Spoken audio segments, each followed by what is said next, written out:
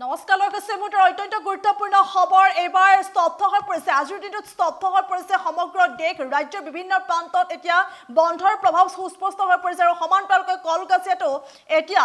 Trade ইউনিয়নৰ যি আহ্বান সেই আহ্বান মৰ্মে এতিয়া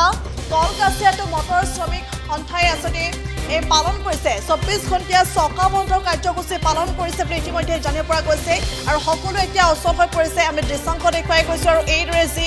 আজিৰ দিনটোত যি 24 ঘণ্টীয়া চকা বন্ধৰ কাৰ্যসূচী সেই চকা বন্ধৰ কাৰ্যসূচী সমৰ্থন জনোৱা দেখিবলৈ পোৱা গৈছে কলকাতাত মটৰ শ্ৰমিক ইউনিয়নে পালন কৰিছে ধৰ্মঘট পুনৰলৈ কৈছো ৰাজ্যৰ বিভিন্ন প্ৰান্তত এতিয়া বন্ধৰ প্ৰভাৱ দেখিবলৈ পোৱা গৈছে বন্ধৰ মিশ্ৰিত প্ৰভাৱ পৰিছে কলকাতাৰ সমান্তৰালকৈ কলকাতাতো দেখিবলৈ পোৱা গৈছে বন্ধৰ এই ধৰ্মঘট কাৰ্যসূচী দেখিবলৈ পোৱা গৈছে 24 ঘণ্টীয়া যি চকা বন্ধৰ কাৰ্যসূচী সেই চকা বন্ধৰ কাৰ্যসূচীক সমৰ্থন জনাই কলকাতাতো এতিয়া বন্ধ হৈ পৰিছে সমগ্ৰ আসলে কলকাতাতো বন্ধ হৈ পৰিছে দোকান পোহাৰ বন্ধ হৈ পৰিছে আৰু গাড়ী মটৰ চলাচল সম্পূৰ্ণৰূপে বন্ধ হৈ পৰা পৰিলক্ষিত হৈছে আৰু এইদৰে বৰপেটাৰ কলকাতাতো পালন কৰা হৈছে ধৰ্মঘট আৰু কেন্দ্ৰীয় ট্ৰেড ইউনিয়ন আৰু শ্ৰমিক কৰ্মচাৰীৰ ফেডাৰেশ্যনৰ যৌথ উদ্যোগত আৰু অসমৰ মটৰ শ্ৰমিক সংগঠনৰ সহযোগত দেশব্যাপী পালন কৰা 24 ঘণ্টীয়া যি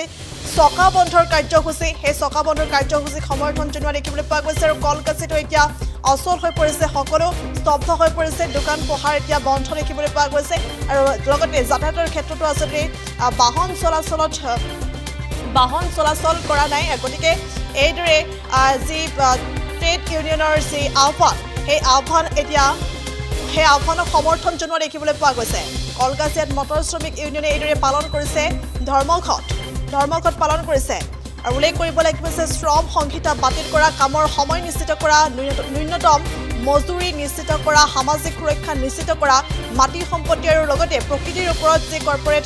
লুণ্ঠন বন্ধ কৰা আৰু লগতে দেশৰ বেংক বীমাসমূহ ৰাজহুৱা খণ্ডৰ উদ্যোগসমূহ ব্যক্তিগত খণ্ডত গতাই দিয়া আদি বিভিন্ন আচলতে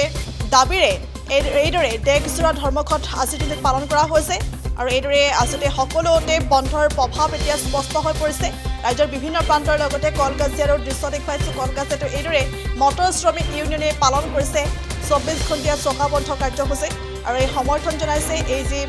ট্ৰেড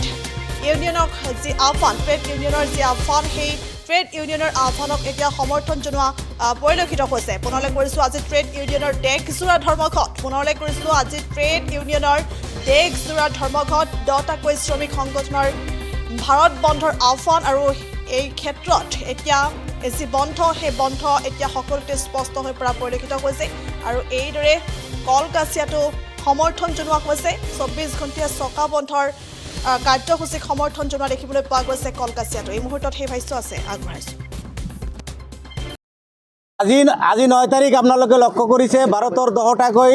গণসংগঠন লগতে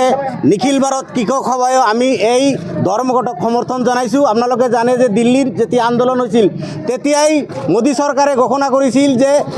কৃষকৰ উৎপাদিত ন্যায্য মূল্য দিব কিন্তু আমি লক্ষ্য কৰিছোঁ তেওঁলোকেতো ন্যায্য মূল্য দিয়াই নাই আৰু কৃষকৰ ওপৰত বিভিন্ন আইন চাপি দিছে যেনেকৈ মাটিৰ অধিকাৰেই হওক বিভিন্ন ঠাইত কৃষকসকলক উচ্ছেদ কৰি তেওঁলোকক ৰাস্তাত বহুৱাইছে আপোনালোকে চাইছে সিদিনা আমাৰ এজন ছোৱালীয়ে কঠীয়া পৰা সেই কঠীয়াও তেওঁলোকে ধ্বংস কৰিছে গতিকে এনেকুৱা অমানৱিক এই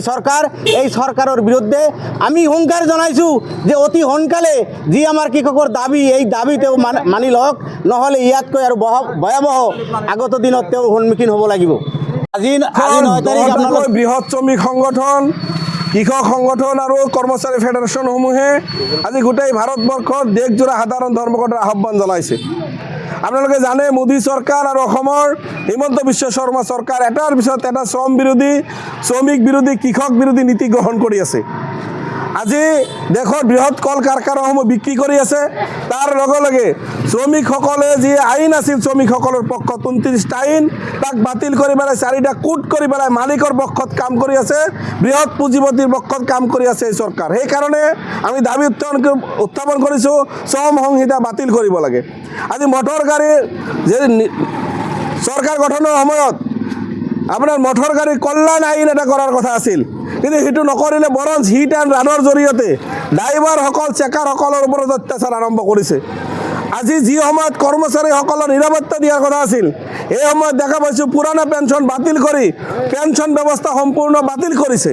তাৰ লগে লগে কৃষকসকলৰ উৎপাদিত সামগ্ৰীৰ লাভজনক দাম দিয়াৰ কথা আছিল। স্বামীনাথন কমিটিৰ ৰিপোৰ্ট মতে লাভজনক দাম দিয়াৰ কৰাৰ কথা আছিল, কিন্তু আজি কৃষক বিৰোধী আইন গ্ৰহণ কৰিছে। তাৰ লগে লগে আপোনাৰ হাজাৰ হাজাৰ কৃষক আত্মহত্যা কৰিছে। গতিকে এই চৰকাৰ, তাৰোপৰি এই চৰকাৰখনে হিন্দু মুছলমানৰ নামত সাম্প্ৰদায়িক বিভাজন কৰি পেলাই, খাদ্য নামত সাম্প্ৰদায়িক বিভাজন, ধৰ্মৰ নামত সাম্প্ৰদায়িক বিভাজন কৰি পেলাই গোটেই ভাৰতবৰ্ষৰ যি ধৰ্মনিৰপেক্ষ নীতি তাক ব্যাঘাত কৰি আছে, তাক আঘাত কৰি আছে, তাক ধ্বংস কৰি আছে এই বিজেপি বৰ্বৰ চৰকাৰে। গতিকে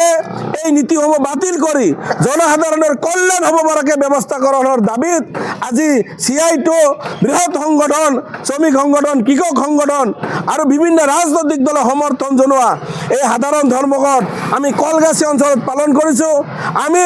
ক'ব বিচাৰিছোঁ, হিমন্ত বিশ্ব শৰ্মা আপুনি চাই যাওক, নৰেন্দ্ৰ মোদী আপুনি চাওক, মানুহে কিন্তু এই সাধাৰণ ধৰ্মঘটত সমৰ্থন জনায়। প্ৰতিটো দোকান আজি বন্ধ কৰিছে, প্ৰতিজন কৰ্মচাৰী যে কামত যোৱা নাই, গাড়ী মটৰ আজি চলোৱা নাই। গতিকে নৰেন্দ্ৰ মোদীৰ বিৰুদ্ধে, বিজেপিৰ বিৰুদ্ধে মানুহৰ ক্ষোভ বৃদ্ধি হৈছে। সতৰ্ক হওক, সতৰ্ক হওক। এনেকে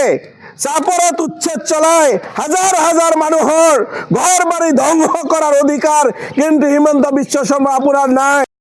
যিকোনো খবৰৰ বাবে যোগাযোগ কৰক 7099017330 লগতে 70